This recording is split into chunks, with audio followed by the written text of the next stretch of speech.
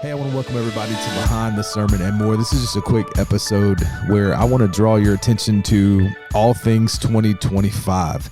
I can't believe that it's 2025. It's unbelievable just to even process how we've gotten to this place, man, where we are in 25 years into the 2000s. Pretty unbelievable.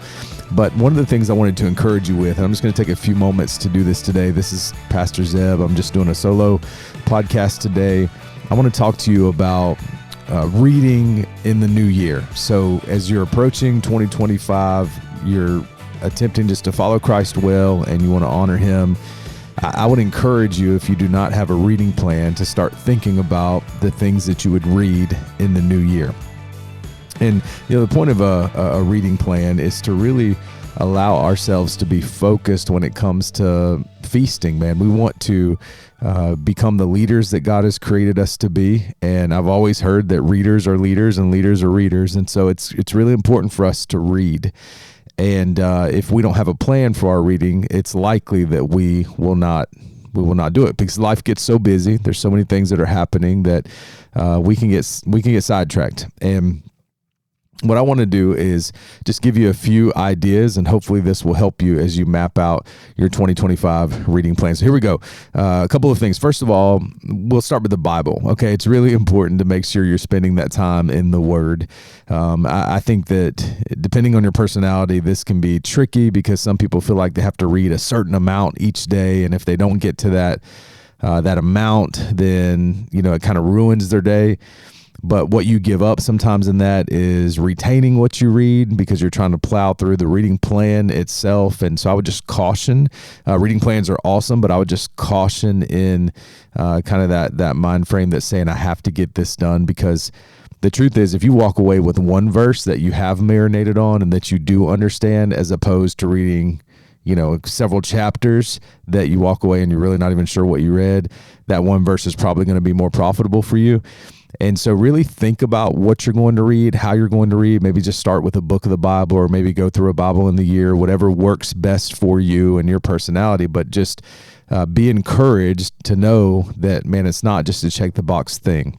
This is a time for you just to meet with Jesus and to get into his word, and the word's going to get into you.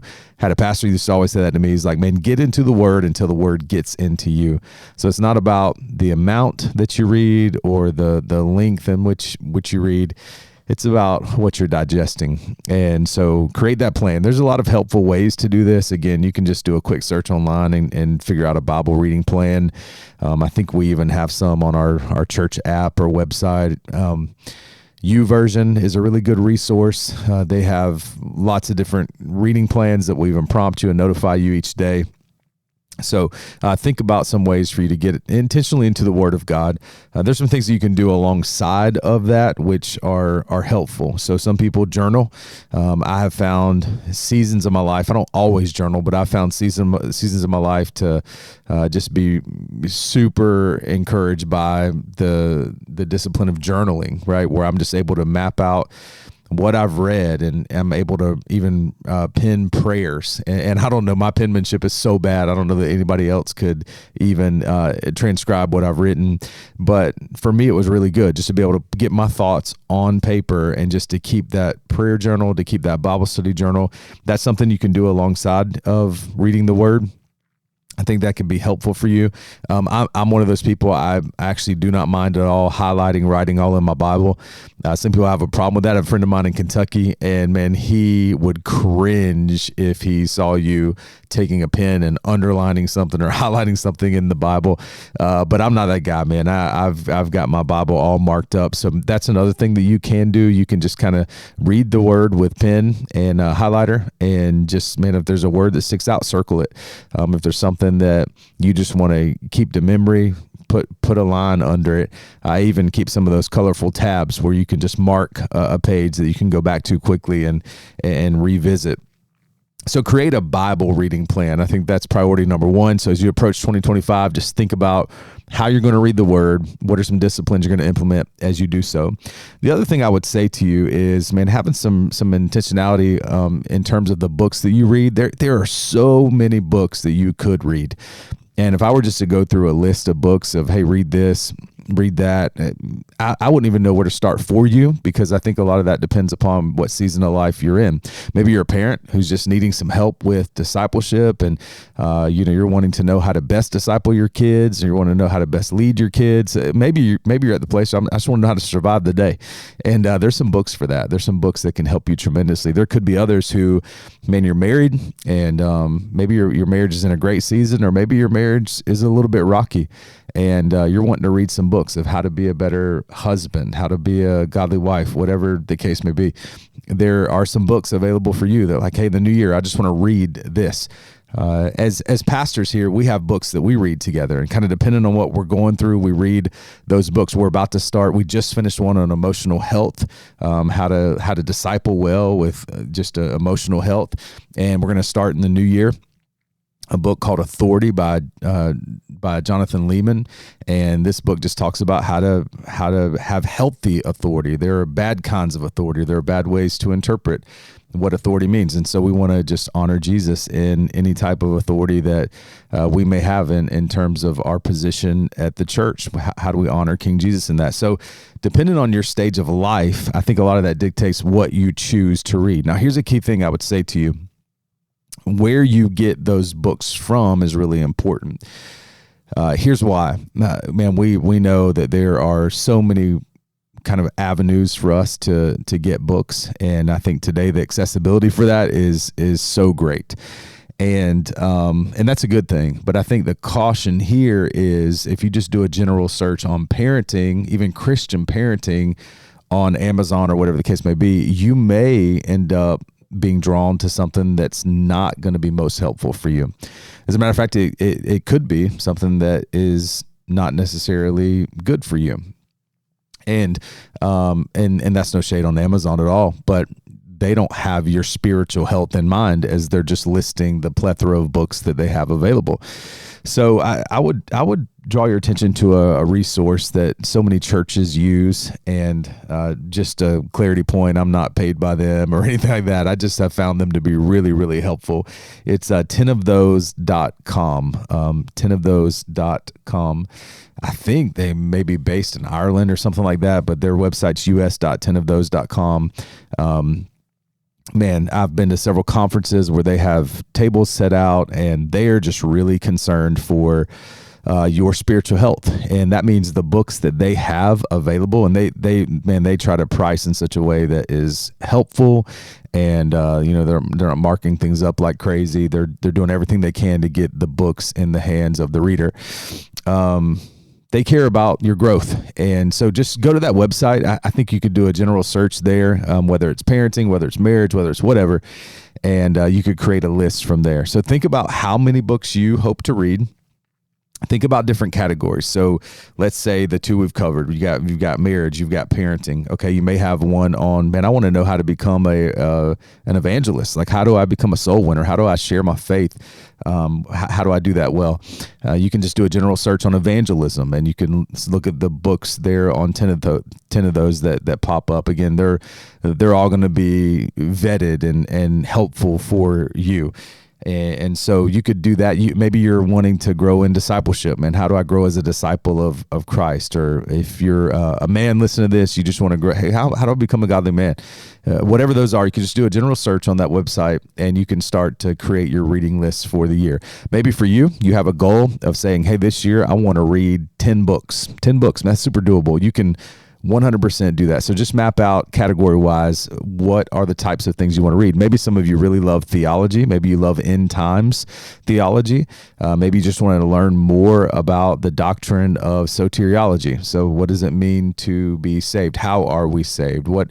Doctrinally, how do I reconcile the reality that we have free will, but God is all-knowing and sovereign? Maybe you want to read about some of those things. There's books that are available for all of that in terms of theology. So just think about that list and go to 10ofthose.com and start doing some of the searches. Some of the things that I would draw your attention to, and we'll have some of these available resource-wise as we walk through Ephesians, but marriage, for example, a really good book, Paul David Tripp. Man, I love Paul Tripp. He has a book on marriage that is incredibly helpful. The title is marriage. Very creative, but it's a gospel commitment that every couple needs to make, and it really just kind of walks you through that. There's another book on marriage by Ray Ortland that's Marriage and the Mystery of the Gospel. Really, really helpful. Thinking of parenting, again, Paul Tripp has a book on parenting. My wife and I really enjoy this book. It's Gospel Principles that can radically change your family. There's also Parenting with Hope by Melissa Kruger. Man, the list can go on and on. There's some really, really good books in those areas. When you start thinking about just the Christian life, there are so many books that are available to you. There's thinking of the discipleship area, there's the freedom of self-forgetfulness, a path to true Christian joy. We've talked a lot about joy. And so if you want to be discipled in that area, if I want to grow in my joy, well, hey, here's a really good book you could buy. It's $4.99. Maybe it's something you could work throughout the year. But again, you can just kind of think about your own life, pray through it. What are some things that you really want to read on? And then allow yourself to really delve deeply into that. Some of you theology people that you just want to study doctrine, you just want to really get into that. John Frame, The Doctrine of God, really good book. Normally really expensive. It's about $17 or $18 on 10 of those. I mean, there's just some really good things if you plan it out well that you could get your eyes on this year. The last couple things I would say is number one, you don't have to necessarily read beginning to end each book that you start. I try to do that. I'm the type of personality that's like, man, I just need to read everything. But sometimes you can get the general idea of the book 2/3 of the way in, halfway in, whatever it may be. You can skim the rest. I learned to do a lot of that in my doctoral studies because there's so much that you have to read. And so don't allow yourself just to be bound up into a book that's maybe not as life-giving as you would hope for it to be. Just get the general principles out of it and move to the next one. That's where creating a robust reading list could be potentially helpful. The other thing I would say is don't forget about audiobooks. Some of you have already tried those and it's great for you. Others have not tried it yet. I would encourage you to get some audiobooks and listen to those. If it's tough to sit down and find that time to read, I'm even the type of person that sometimes the real time that I get to dig into a good book is when I'm getting ready for bed. And so I'm, once I lay down, man, and I'm sleepy and I start getting into that book, I'll read maybe a chapter or so, and my eyes are so heavy. And I've fallen asleep many nights with my glasses on and the Kindle in my hand, and I wake up in the middle of the night that way. Audiobook is helpful when you're making any type of drive. You can get some of that into your brain. And it's really good for you. So this is just a quick encouragement for you to start thinking about a reading plan. Maybe some of you you're already way ahead of it. You've got it mapped out. You're ready to go.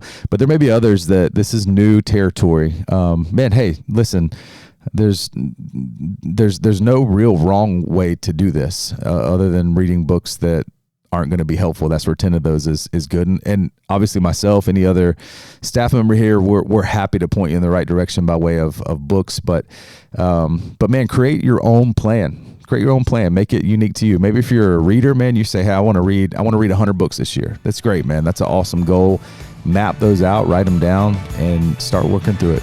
So, hey, that's it. Just wanted to encourage you to start thinking through your Bible reading, thinking through other books that you would read, draw your attention to that website, 10ofthose.com. And I hope it's helpful to you, man. I love you guys. I hope you have an incredible new year. God bless you.